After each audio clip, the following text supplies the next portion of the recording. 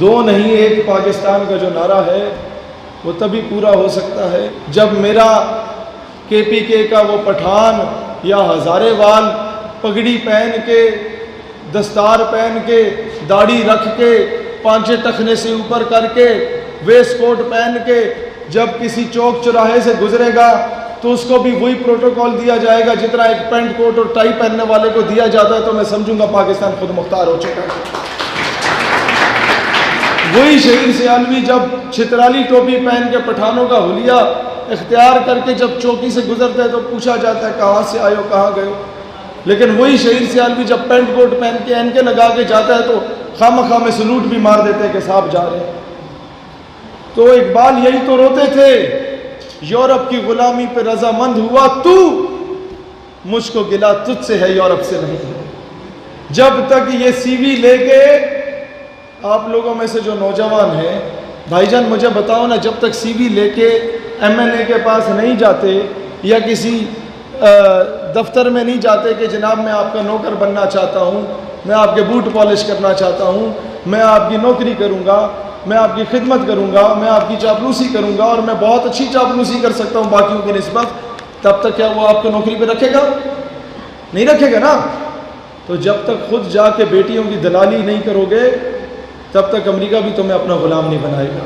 Europe کی غلامی پہ رضامند ہوا تو، مجھ کو گلا تجھ سے ہے یورپ سے نہیں ہے۔ اگر وقت پہ نقیب اللہ محسود کے قاتلوں کو کیفر کردار تک پہنچا دیا جاتا تو آج میرے کے پی کے میں آگ نہ لگ رہی ہوتی۔ اگر وقت پہ جب پہلا ڈرون اٹیک فاٹا میں گرایا گیا اس کے اگلے دن نیٹو کی سپلائی کو روک کے اس کے کنٹینر کو آگ لگا دی جاتی تو دنیا ہمیں بغیرت نہ کہتی۔ اگر وقت پہ جب انٹرنیشنل کورٹ آف جسٹس میں جا کے کلبھوشن یادو کا سٹے آرڈر لے لیا ہندوستان نے، اس کے اگلے دن اے پی ایس پشاور کے سامنے اسے پھانسی کے پھندے پہ لٹکا دیا جاتا تو دنیا پاکستانی قوم کو غیرت مند قوم سمجھتی، بیکاری نہ سمجھتی۔ ابھی نندن کو بھیجنے کے عوض کرنل حبیب کو یا افضل گرو کی میت کو ہی واپس منگوا لیا جاتا جو کئی سالوں سے ہندوستانی جیل میں سڑ رہے ہیں، تو کم از کم دنیا ہمیں غیرت مند قوم کہتی۔ ہم نے جیتی ہوئی جنگیں میزوں پہ ہاری ہیں، ڈپلومیسی زیرو ہے۔ آج بھی اور آج سے پہلے بھی کشمیر کے نام پہ جو لوگ ڈیبیٹ کرنے کے لیے انٹرنیشنل فورمز پہ گئے وہ سب الو کے پٹھے سفارشی گئے، وہ سفارشی ٹولا گیا، یہ منسٹرز کے بھانجے بھتیجے گئے۔ اور ہوا کیا کہ جب انٹرنیشنل فورم پہ آپ کیس لڑتے ہیں کہتے ہیں وہ کشمیر میں بڑا ظلم ہو رہا ہے، زیادتی ہو رہی ہے، او ہو، انڈیا کہتا ہے یہ نہ کرو، تم مجھے بتاؤ فلان ریزولوشن کے مطابق کیا ہے، فلان ریزولوشن کے مطابق کیا ہے، یہ کیا ہے، وہ کیا ہے، اس قانون کے مطابق کیا ہے، تو ہمارا بندہ کہتا ہے یہ تو مجھے نہیں پتا لیکن ظلم بڑا ہو رہا ہے۔ او بھائی جان یہ باتیں پنڈ دیہات میں ان پڑھ لوگوں کے سامنے کر لو وہ مان لے گا، آپ نے جب انٹرنیشنل سطح پہ جانا ہے تو اس کیلیبر کی جا کے بات کرنی ہے۔ یہی وجہ ہے کہ ہم کشمیر کا سودا کرائے۔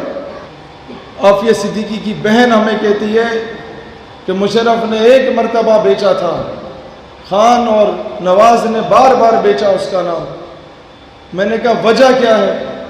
خان تو سنسیئر ہے، کہتی ہے خان کے وزراء شاہ محمود قریشی ٹائپ کے لوگ ہمیں خان تک پہنچنے نہیں دیتے اور ہمیں یہاں تک کہا گیا شاہ محمود قریشی کی جانب سے کہ آپ نے آئندہ میرے دفتر میں قدم نہیں رکھنا۔ جب اوپر نو ڈاؤٹ وزیر اعظم پہ فی الحال مجھے شک نہیں ہے لیکن جو سائیکوفینٹس اراؤنڈ ہیم وہ تباہ کریں گے، اس ملک کو تباہ کریں گے۔ انہوں نے مشرف کو بھی تباہ کیا تھا، انہوں نے غریب کو بھی تباہ کیا تھا۔ مولویوں کو اٹھا کے ان کا سافٹ ویئر تبدیل کر دیتے ہیں ہمارے حکومت کے لوگ۔ اسی طریقے سے وہ عبدالشکور نامی قادیانی جو ملک سے باہر دفع ہوا تھا اس کو ڈونلڈ ٹرمپ کے سامنے پیش کرنے والے سلمان تاثیر کا بیٹا جو پاکستان کے آئین اور قانون کے خلاف ڈونلڈ ٹرمپ کے سامنے بکواس کر رہا تھا اور دنیا میں پاکستان کو ذلت کا نشان بنا رہا تھا، آج تک اس کی نیشنلٹی کینسل نہیں کی گئی۔ کیا یہ انصاف کا دورہ معیار نہیں ہے؟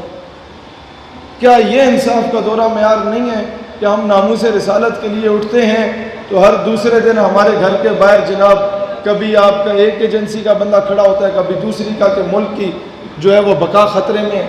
لیکن وہ میرا جسم میری مرضی والی عورتیں جب نکلتی ہیں، 12-14 عورتیں نیند بنانا حالت میں، تو ڈپٹی کمشنر صاحب جو ہوتے ہیں وہ سب سے پہلے ان کے استقبال کے لیے کھڑے ہوتے ہیں، madam how can I help you? کیا یہ انصاف کا دورہ معیار نہیں ہے؟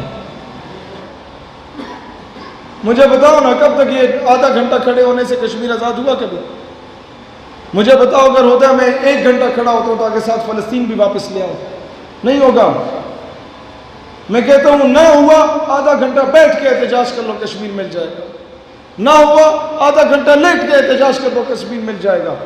لیکن پھر بھی نہ ہوا، خان صاحب آدھا گھنٹہ امت کے سامنے مرغا بن جاؤ کہ اب محمد بن قاسم نے نہیں آنا، اب ٹیپو سلطان یا نور الدین زنگی نے نہیں آنا، اب ہم لوگ گانے گا کے ڈھول بجا کے کشمیر آزاد کرائیں گے، انڈیا جا جا کشمیر سے نکل جا۔ میں نے کہا اس طرح نہیں نکلے گا، ایک اور ترانہ بناؤ، انڈیا دفع ہو جائے کشمیر سے نکل جا، شاید نکل جائے۔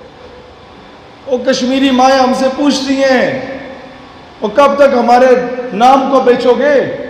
ہمارا بچہ جب بازار میں نکلتا ہے تو ہندوستانی فوج اسے گریبان سے پکڑ کے پوچھتی ہے، آگے وہ پاکستان سے خالد بن ولید کے وارث، آگے وہ طارق بن زیاد کے وارث کشتیاں جلا کے پاکستان سے۔ وہ کہتی ہے بیٹا مجھے پتا ہے تم لوگ بڑے مجبور ہو، لیکن تم تقریریں بڑی اچھی کرتے ہیں، مجھے بتاؤ نا میں اس سے کیا جواب دوں؟ تمہاری تقریر لا کے سناؤں یا تمہارے وزیر اعظم کی تقریر لا کے سناؤں؟ دوستانے سے بتا، یہ جب بیک گراؤنڈ میں یہ لگتا ہے اس کا مطلب ہے کہ آپ ذرا ختم کریں۔